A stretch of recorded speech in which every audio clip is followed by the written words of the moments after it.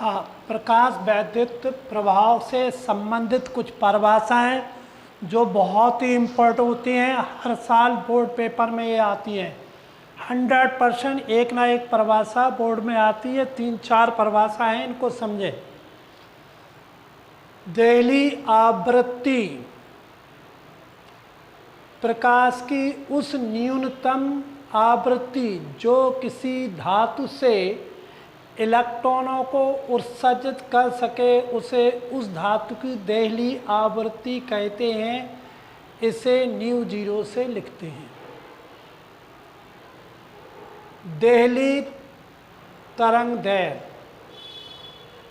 अच्छा, आवृत्ति तरंगदैर्घ्य के व्युत्क्रमानुपाती होती है, इसलिए यदि आवृत्ति न्यूनतम है तो तरंगदैर्घ्य अधिकतम होगी। अर्थात इसकी परिभाषा हुई प्रकाश की उस अधिकतम तरंगदैर्घ्य, बिल्कुल वही है, प्रकाश की उस न्यूनतम अधिकतम तरंगदैर्घ्य जो किसी धातु से इलेक्ट्रॉनों को उत्सर्जित कर सके, उसे उस धातु की देहली तरंगदैर्घ्य कहते हैं।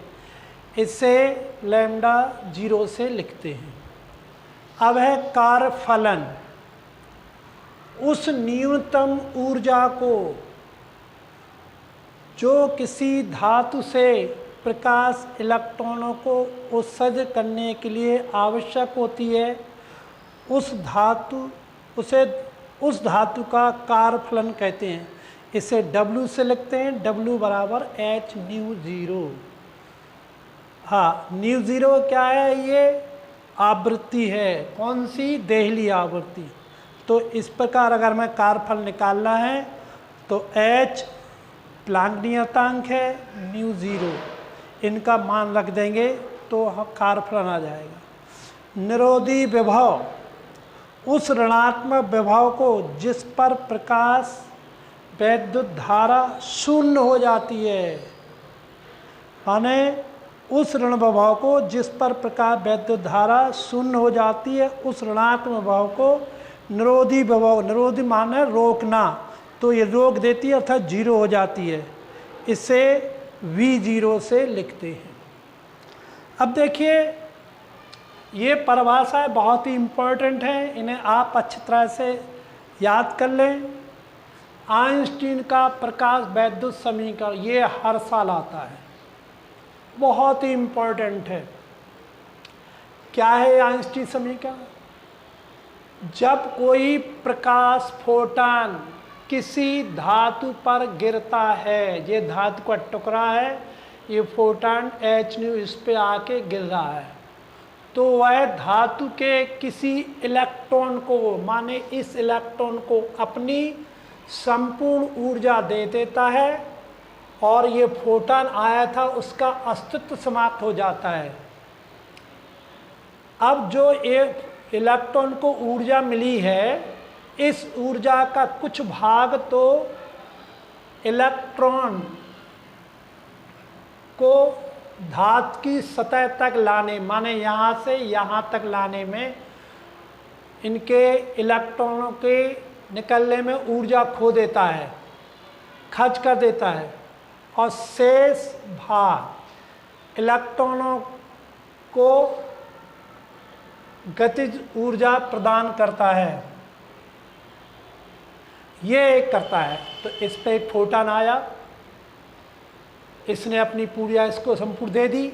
अब ये निकलेगा धातु से, तो निकलने के लिए पहले से यहाँ तक धातु तक आने में अपनी ऊर्जा खोना पड़ेगा, और फिर जो ऊर्जा बचे सी वो गति करता हुआ निकल जाएगा। माना कि धातु का कार्यफलन W है और अधिकतम गति ऊर्जा E के है, तब क्या होगा? hν बराबर, hν एक ऊर्जा है इसलिए ऊर्जा ही बनेगी जी, W प्लस E के। ये दो ऊर्जा खत्म होगी तब ये hν के बराबर होगी। अब हम E के निकालेंगे तो इसको पक्षांतक hν माइनस W। चूँकि W कार्यफलन है, कार्यफलन का सूत्र होता है h ν0, जहाँ देहली तरंगदैर्घ्य है दहली आवृत्ति है, तो इसका W का मान इसमें रख देंगे, तो E के बराबर एच न्यू माइनस W का मान एच न्यू 0, H कॉमन ले लिया, ये आया।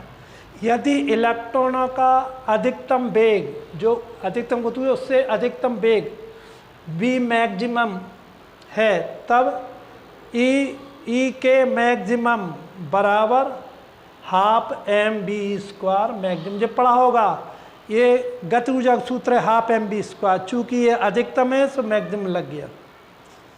अतः हम क्या रखेंगे, जहाँ ये E के था वहाँ लिख दिया हाफ mv² मैक्सिमम बराबर h न्यू। इसी को आइंस्टीन का समीकरण कहते हैं।